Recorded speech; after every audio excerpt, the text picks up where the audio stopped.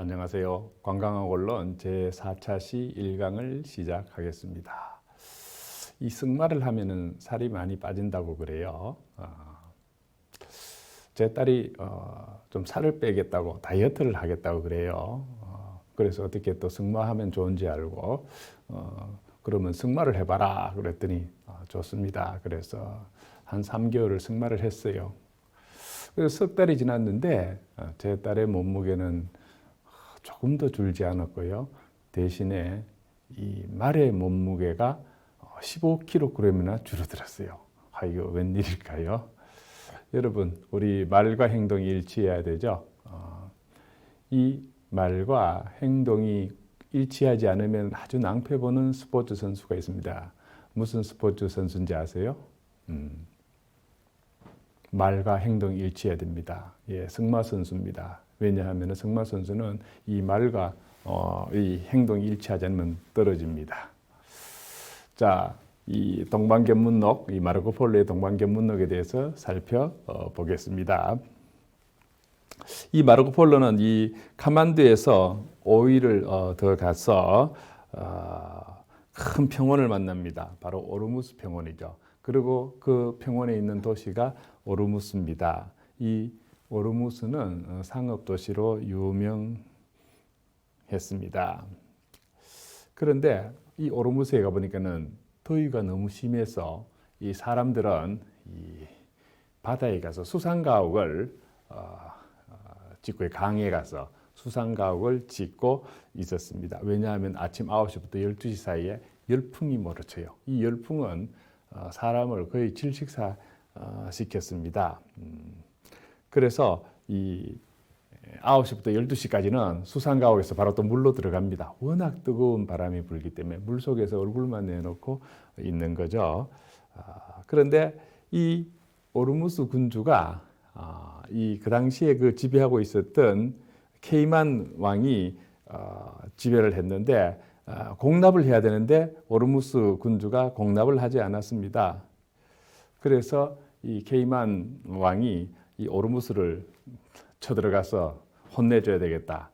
그렇게 해서 그럼 언제 쳐들어가면 좋겠냐? 그래서 이 오르무스 주민들이 여름 휴가를 떠날 때를 따라서 그때 쳐들어가야 되겠다. 그렇게 해서 케이만 왕이 기병 1,600명과 보병 5,000명을 데리고 공격하러 갑니다. 그런데 길을 잘못 들어서 하루 종일 가도 그 성을 찾지를 오르무스 평원과 그 성을 찾지를 못했어요. 밤이 늦어서 겨우 그 인근에 닿으니까는 그 오르무스 옆에 숲속에서 하룻밤을 자고 아침 그렇게 9시부터 12시 오전에는 열풍이 분다 그랬죠. 그런데 케이만 왕은 그걸 몰랐어요. 그래서 이 케이만 왕 군대들이 아침에 쳐들어가니까는 열풍이 불어갖고 전멸했습니다. 이 케이만 왕한테 보고할 병사조차도 다 죽었기 때문에 아주 낭패를 보았습니다. 그래서 오르무스인들이 들어보니까 케이만 그 군사들이 기병 1,600명, 보병 5,000명이 쳐들어오다가 열풍에 다 질식사했다 해서 그러면 한번 가보자 갔더니 막 시체들이 널려 있는데 그 시체를 치워야 될 거 아닙니까? 그런데 얼마나 열풍이 셨는지 이 시체들이 다 바짝 말랐어. 이를 만지면 다 부서지고 그랬습니다. 그래서 인근에 구덩이를 파고 그 시체들을 다 묻었다는 그런 얘기를 마르코폴로가 들었습니다.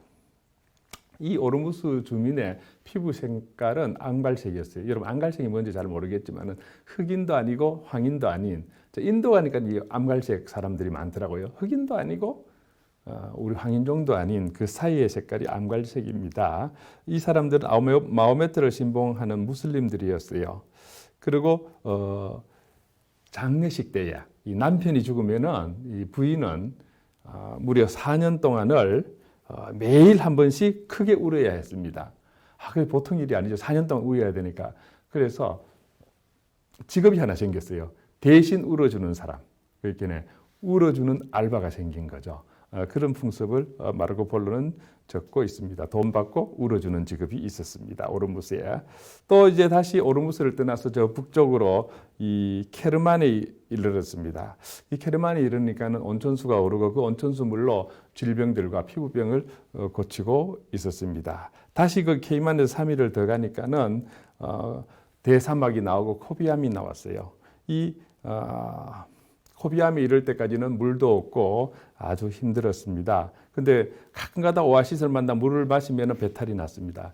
그래서 낙타들 물 먹이려면 거기다 밀가루를 섞어서 먹이면은 그 맛이 조금 희석이 된다고 쓴맛을 좀 줄여준다고 하고 있습니다. 이 코비암에서 다시 파리를 가니까는 티모카인 지방이 나와요. 티모카인 지방. 이 지방에서 바로 마케도니아 왕인 알렉산더 대왕이 이제 원정 왔죠. 동방 원정 왔죠. 그때 이 페르시아의 왕은 다리우스 왕이죠. 성경에도 나옵니다. 다리우스 왕은 착한 왕으로 나와요. 이 다리우스 왕과 알렉산더가 바로 전쟁을 벌인 것이 바로 여기에 티모카인 지방이라고 말을 합니다.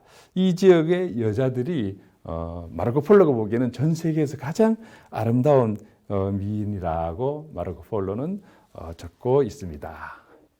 아프리카 견문록 이집트 편입니다. 이집트 구왕국 시대에는 파라오들이 피라미드를 만들었어요. 그러나 신라국 시대로 오면은 피라미드는 이제 가고 오벨리스크 쫙 그 돌로 이렇게 솟한 거 있죠, 그죠? 여기는 지금 카르낙 신전에 룩소르 카르낙 신전의 오벨리스크입니다.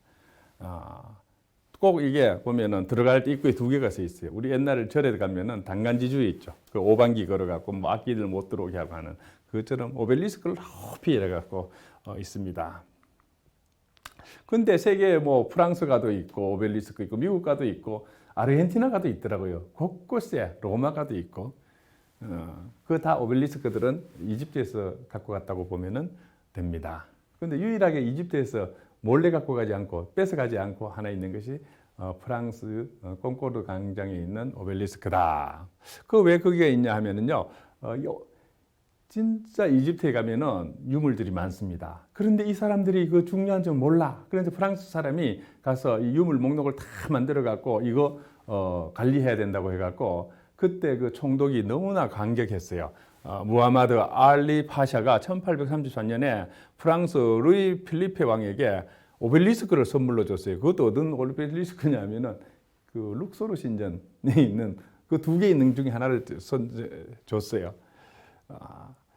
원래 이 오벨리스크가 있던 그 콩코드 광장 원래 루이 15세 광장이었는데 프랑스 혁명 때 거기 루이 15세, 16세와 마리에 앙투아네트 등이 다 이 목베어 처형당했죠, 그죠? 한 1000명이 처형되었어. 그래서 그걸 싣는 화합하는 의미에서 콩코드 광장으로 불렀어요. 거기 하나 멋있는 오벨리스크가 이집트에 선물로 줘서 하나 세워놨어요. 그리고 거기 룩소르에 가면은요, 이 룩소르 신전이 있는데 그 람세스 2세 신전이에요. 거기 보면 딱 한 개만 있어요. 그 하나가 바로 너무 고마워서 총독이 줬는데 이 프랑스인은 자기가 이 이집트 유물이 너무나 귀하고 해서 다 해서 잘 하라고 했는데 룩소르 신전 앞에 있는 오벨리스크를 프랑스에 줬어요. 물론 자기 조국에 줬으면 고맙겠지만은 그거 한탄을 합니다. 아무리 내 조국에 줬다 그러지만은 그것도 이 중요한 문화유산이 빠져나가는 것인데라고 아주 탄식을 했다고 그래요.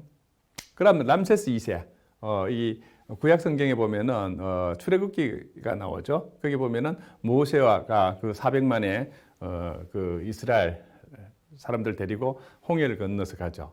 근데 이 모세가 실제로는 그 당시에 강주리에 타서 보냈는데 왕궁의 공주가 그걸 갖고 가서 왕궁에서 40살까지 키웠죠. 그런데 히브리인이죠, 자기는. 그러나 그 히브리인이 그 핍박받는 걸 보고 그것을 자기 못 참아갖고 결국은 뛰쳐나와서 광야로 나갔죠.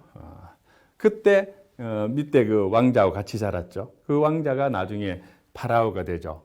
그게 람세스 2세라고 이제 보통 얘기하지만 아멘호텔 3세라는 주장도 있어요. 왜냐하면 그때가 BC 1440년인데 그때의 왕은 람세스 2세가 아니고 아멘호텝이었다는 걸 제가 본 적이 있습니다. 어찌됐거나 이때 모세가 파라오가 됐다면은 구약 성경 내용도 바뀌어야 되고 역시 하나님의 뜻은 우리 인간 생각과 다르기 때문에 어떻게 되는지 그 이유는 여러분 상상에 맡기겠습니다.